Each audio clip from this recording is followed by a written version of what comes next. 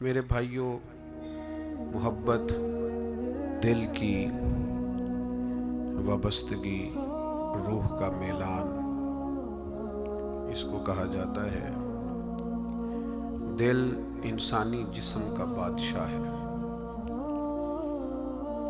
جو چیزیں دل میں پنپتی ہیں، جو خواہشات دل کے اندر قرار پکڑتی ہیں، سارا وجود وہی کرتا ہے۔ انسان کا پورا نظام اسی دل کی فرما برداری کرتا ہے، لیکن ہوتا یہ ہے کہ نہ چاہتے ہوئے بھی، سمجھ بوجھ رکھتے ہوئے بھی، چیزوں کے مضر اثرات سے آگاہی رکھتے ہوئے بھی بعض اوقات دل ایسی چیزوں کی طرف میلان کرتا ہے جو بڑی نقصان دہ ہوتی ہے۔ انسان کے وجود کا بھی، اس کی روح کا بھی، اس کے باطن کا بھی وہ چیزیں بہت زیادہ نقصان کرتی ہیں، لیکن انسان ان سے بعض اوقات نجات نہیں حاصل کر پاتا۔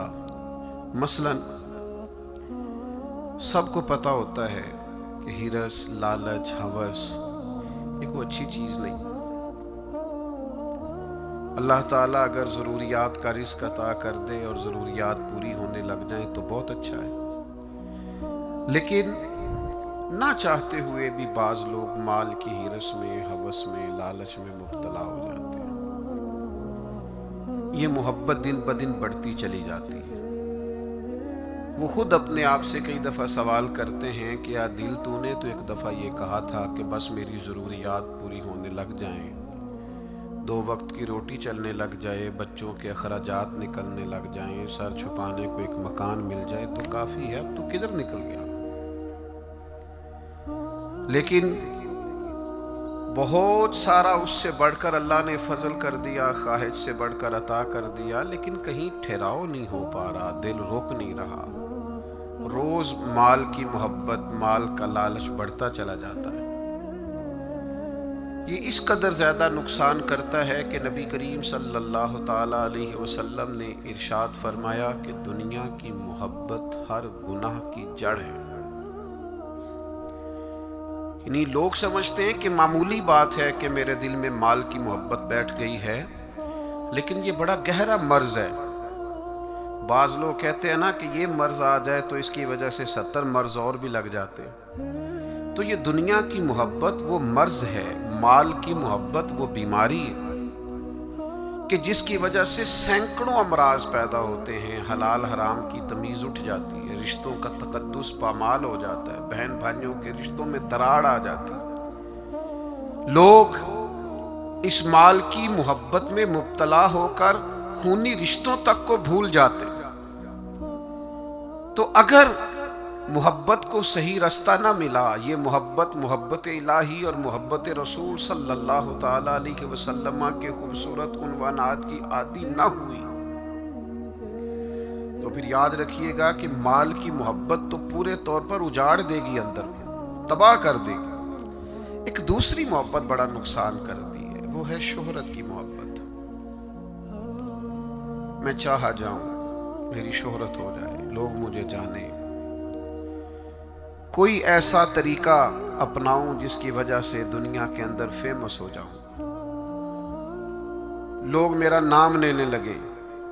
آپ یقین کریں، سوشل میڈیا کے اوپر بڑے بڑے وزادار، بڑے بڑے باریش لوگ، بڑے بڑے اچھے اور اچھی قد و قامت اور اچھا نام رکھنے والے لوگ فقط مشہور ہونے کے لیے وہ حرکتیں کرتے پھرتے ہیں کہ کوئی بھی سنجیدہ آدمی دیکھے تو شرم سے اس کی نظر جھک جاتی۔ یہ شہرت، اس کا لالچ، یہ شہرت کی طلب اور شہرت حاصل کرنے کے لیے ایسے خطرناک طریقوں کا حصول، شہرت حاصل کرنے کے لیے ایسے کمزور اور ایسے اخلاق سے گرے ہوئے رویے کا انداز تباہ کر دیا اس نے، دنیا کو اجاڑ کے رکھ دیا ہے لوگوں کو۔ آپ یقین کریں، अच्छे भले समझदार लोग थे, अच्छे भले मामला फहम लोग थे, उलझ गए हैं। ज़हन बन गया है कि बस जो कुछ है वो यही शोहरत ही है। ओ मेरे भाइयों सुनो, हज़रत मौला अली शेर खुदा फरमाते हैं, मुसन्नफ़ इब्न अबी शैबा में मौजूद है, हज़रत मौला कायनात फरमाते हैं, उसे मुबारक हो जिसे थोड़े लोग जानते हैं। वो काबिले मुबारकबाद है जिसका तारुफ कम लोगों में, जिसको जरा ज्यादा लोगों में जिसकी शनाख्त नहीं है। मेरे भाई, आप कभी उन लोगों से पूछ कर तो देखो, उनसे कभी मुलाकात तो करो जो बड़े मशहूर हो गए। कभी उनकी तन्हाई में उनके पास तो बैठो, उनसे पूछो तो सही। इस शोहरत के सबब से उन्हें कुछ ऐसे काम भी करना पड़ते हैं जो वो करना नहीं चाहते। उन्हें कुछ ऐसे रस्तों से भी गुजरना पड़ता है जहां से गुजरने का कभी उन्होंने सोचा भी ना था।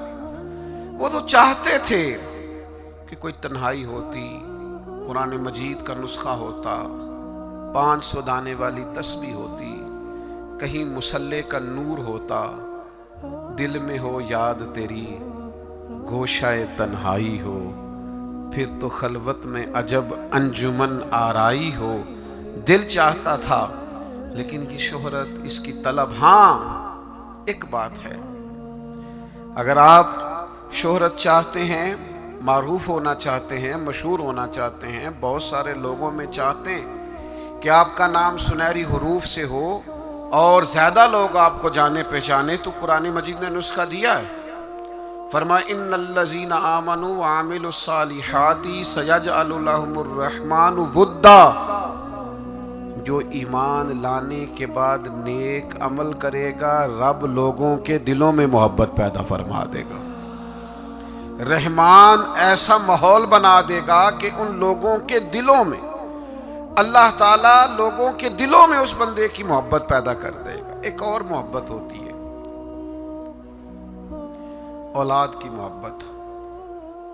बड़ी अच्छी मोहब्बत है, होनी चाहिए, लेकिन अगर यही औलाद शरीयत के रास्ते में आने लगे, अगर यही औलाद इस तरह का रवैया इख्तियार होने लगे कि आपको उसकी खातर हलाल हराम की तमीज़ भूलना पड़े, या औलाद कहीं रुकावट बने शरीयत की राह में, तो फिर कुरान मजीद ने कहा इन्नमा अम्वालुकुम व औलादुकुम फितना, फिर ये तुम्हारे लिए आजमाइश है। फिर तुम्हें थोड़ा गौर करना पड़ेगा, तुम्हें फिर देखना पड़ेगा, फिर तुम्हें तवज्जो करनी पड़ेगी कि कहीं अल्लाह रसूल के रास्ते में तो नहीं आ रही।